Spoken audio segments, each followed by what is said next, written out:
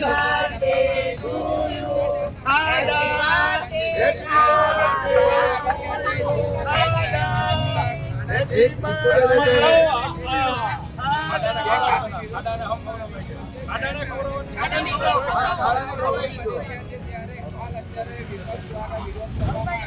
છેલ્લા ઘણા સમયથી દક્ષિણ ગુજરાત અને સૌરાષ્ટ્રમાં અનેક વિસ્તારમાં છે ભારે વરસાદ પડી રહ્યો છે, આપણે બધા જાણીએ છીએ.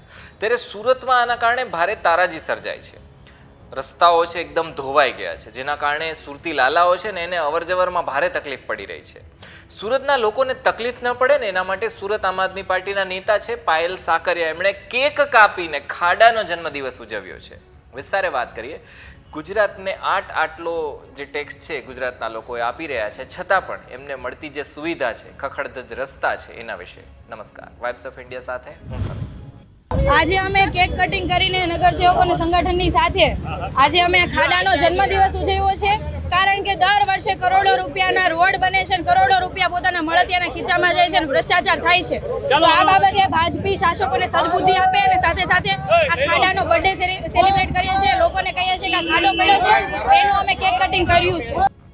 દર વર્ષે કરોડો રૂપિયા ખર્ચી અને સુરતમાં રસ્તા રિપેર કરવામાં આવે છે, છતાં પણ વાઇબ્રન્ટ ગુજરાતના રસ્તા છે ને પહેલા વરસાદમાં જ છે ખાડા બની જાય છે. એની અંદર અહીંયા રસ્તામાં ખાડા છે કે ખાડામાં રસ્તા છે એ કંઈ ખબર નથી પડી રહી. પહેલા વરસાદમાં જ ખાડા પડી જાય છે, જેના કારણે લોકોને હેરાન થવું પડી છે. પરિસ્થિતિ એવી છે કે આમ આદમી પાર્ટીએ આનો વિરોધ કર્યો હતો. પાયલ સાકરિયાએ તૂટેલા રસ્તાને કેક કાપી અને ખવડાવી હતી, લોકોને પણ ખવડાવી હતી અને હેપી બર્થડેના ગીત પણ ગાયા હતા, જેનાથી શાસકો અને તંત્ર જે છે એમને ભાન પડે કે એમને લોકોને જે કંઈ પણ આપવી જોઈએ, જેમની જરૂરિયાત છે એમને મળે. પહેલા વિડીયો બધા જોઈએ. Happy birthday to you. Happy birthday to you. Happy birthday to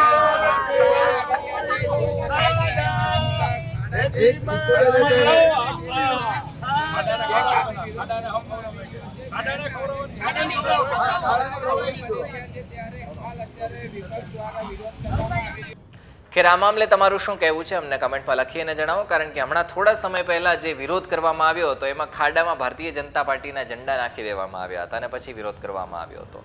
આ વિરોધ વિશે તમારે શું કહેવું છે અમને કમેન્ટમાં લખીને જણાવો. ધન્યવાદ.